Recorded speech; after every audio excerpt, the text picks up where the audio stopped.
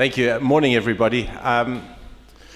First and foremost, I just think it's really important that I reiterate how proud I am of the cricket team that went and played. We had 4.5 months away on the road. 4.5 months away is a hell of a long time, and the intensity and the passion that these guys trained with in their last training session on Tuesday afternoon to the intensity that they trained with in their first training session on September the 13th in Asia has been fantastic. So I'm very, very proud of the players, very proud of the development of a lot of our younger players. I think key for us is going forward, we've got a lot of work to do with our test team, and I think that's something that we know, and that's something that we understand.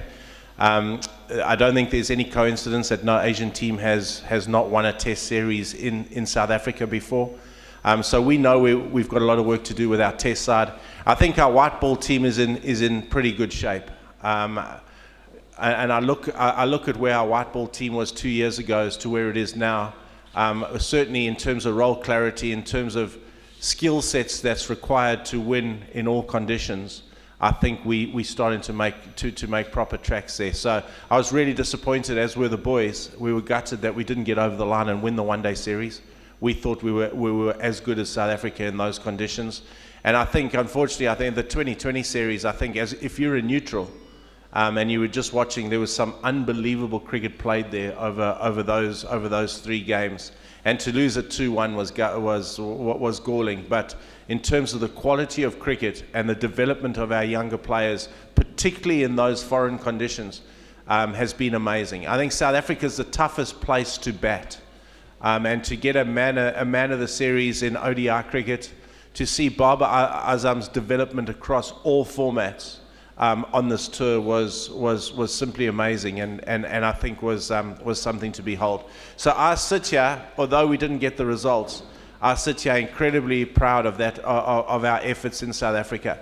Talking to the South African press, talking to the South African public, they were immensely impressed with the standard of cricket that our guys played over the last 2 months in South Africa, which I think is testimony to A, the work rate of these boys, B, the skill sets, and C, the determination to keep getting better and better.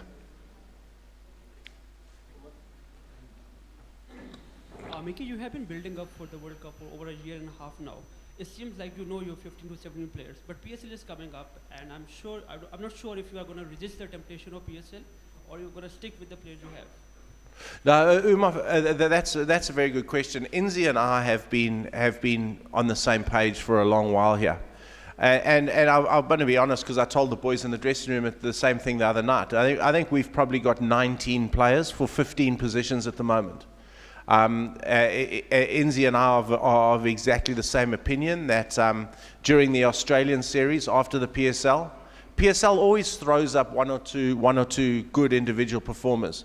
So we'll have a look at some of our borderline players, the guys that we're not sure about.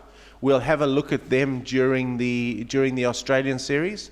And then we'll make our mind up leading into England. Obviously, we'll be taking that 15. So we're very close, and I think the key is that players get clarity in terms of their roles, and role clarity is particularly important. The other thing that's important for us is having an option with 2 game plans, and I say 2 game plans because the weather in England at any given time is very unpredictable.